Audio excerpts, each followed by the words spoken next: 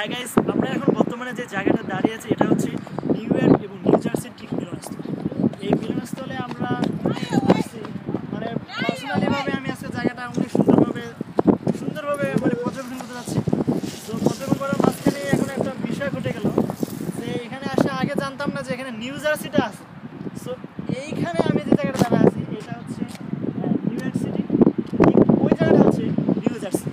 So এখান থেকে যদি আপনি ওই দিকে যেতে চান তাহলে আপনাকে ফেরি আছে, ফেরিতে যেতে হবে।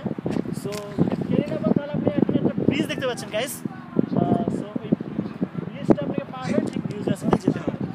সো আমি এখন এই জায়গাটা যে দাঁড়িয়ে আছি এই জায়গাটা হচ্ছে রিভার সাইড।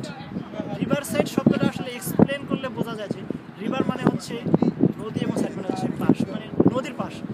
সো বাংলায় বলতে গেলে বিষয়টা হচ্ছে যে এটা হচ্ছে নদীর পাশ মানে রিভার সাইড। So guys